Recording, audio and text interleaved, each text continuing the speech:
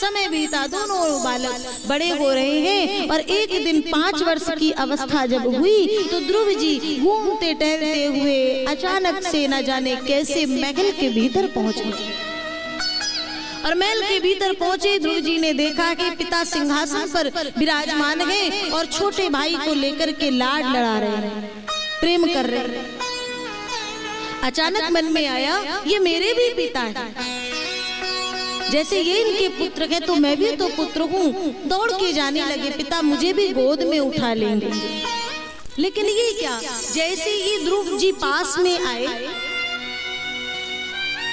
उत्तानपाद उठाने के लिए, गोद में लेने के लिए हाथों को आगे तो बढ़ाए, लेकिन जो ही आगे बढ़ाए वहां से आवाज आई, महाराज ठहर जाएं।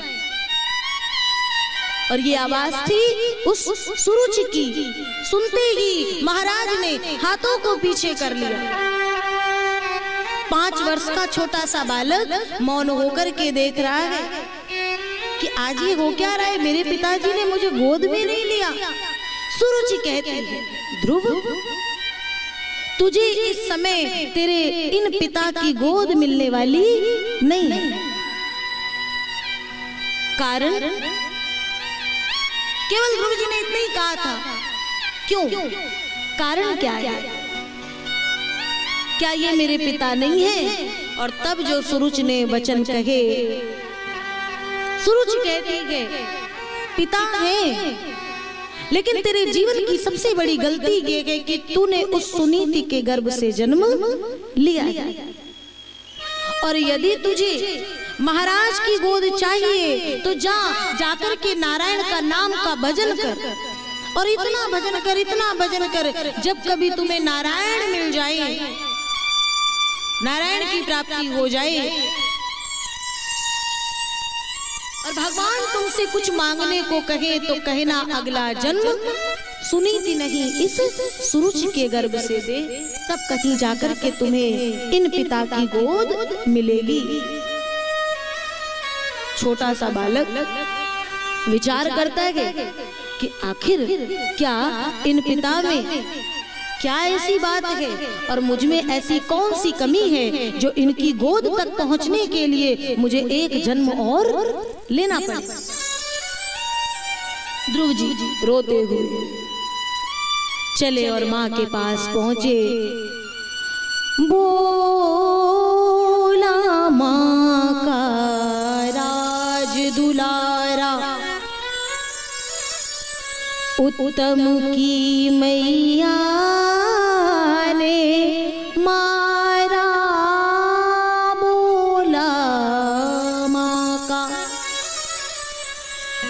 राज दुलारा, माँ उत्तम की मैया ने मारा। आंसुओं को पोंछते हुए सुनीत ने पूछा, क्या हुआ? क्या सुरुचि ने तुझ पर हाथ छोड़ा?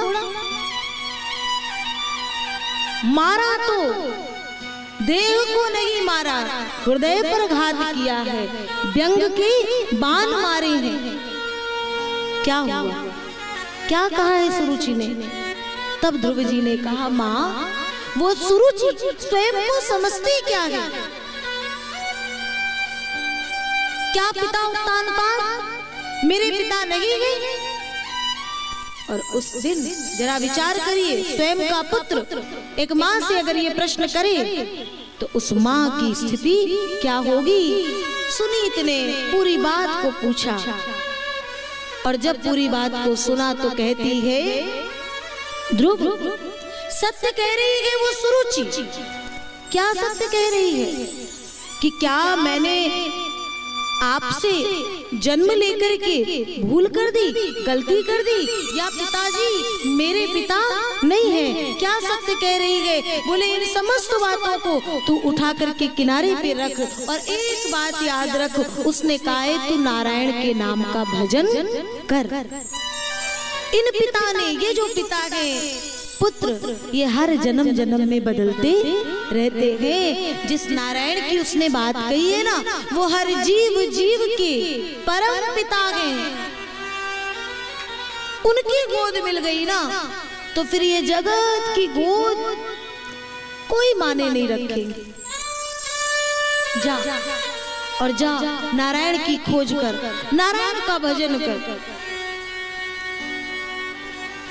जिनको महलों के व्यंजन ना भाई और बेर भिलनी के मुख के सरागे, प्रेम से लाई भर भर के झोली, मित्र ऐसी है ये प्रेम डोरी। बंध गया मुझसे, भगवान को प्रेम से जाकर के पुकारो। जो संत मिल जाए चरणों में प्रणाम करके भगवान तक जाने का मार्ग पूछ लेना। संत ही भगवंत तक पहुंचा देते हैं। और भगवान के लिए जब तुम प्रेम के सागर में डुबकी लगाओगे, गोते लगाओगे, तो भगवान नारायण तुम्हें अवश्य गोद में लेंगे। बंध गया मुझसे ये जाती ना तोरी, ये मित्र ऐसी है ये प्रेम डोरी। वो पीछे लटके, पीछे लटके थे उखल का मोरी, मित्र ऐसी है ये प्रेम डोरी। जाओ ध्रुव, मेरा हृदय कह रहा है। एक माँ ने कहा जाओ जाओ ध्रुव, मैं कहती हूँ भगवान से प्रेम से तुम गाओगे तो भगवान तुम्हें अवश्य मिलेगा। और ध्रुव जी चल दिए। उत्तानपाद को पता चला तो उत्तानपाद ने कहा अरे पागल है, बावला होकर के जा रहा है ध्रुव, और अगर आज चला जाएगा तो ये सब राज प्रासाद, बड़े ऊंचे ऊंचे महल सब तुझसे छूट जाएंगे, मान जा। ऐसी मूर्खता ना कर। नारायण कोई ऐसे ही जगत में घूमते फिरते नहीं है जो तुझ जैसे एक छोटे से अबोध बालक को मिल जाएंगे। उनकी प्राप्ति के लिए बहुत शास्त्र पढ़ने पड़ते हैं, बहुत वेदाध्ययन करना पड़ता है, बहुत ज्ञानार्जन करना पड़ता है। और अगर तू मेरी बात मान करके रुक जाता है तो अभी तक मैं जितना शेर अनाज तुम दोनों को देता था उससे कई गुना अधिक बढ़ा करके दूंगा। ध्रुव जी पीछे मुड़े और कहते गए वारे नारायण, जो प्रभु कीन शेर से दूना।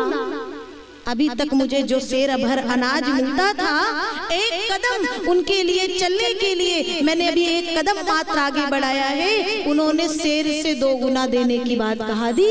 जो प्रभु से कीन शेर से दूना, ताके ग्रह गए का सुना। तो जब उसके घर में हम पहुंच जाएंगे तो मेरे पास में कितनी संसाधन, कितनी वस्तुएं हो जाएंगी मेरे पास, तो फिर कोई कमी ही नहीं रहेगी।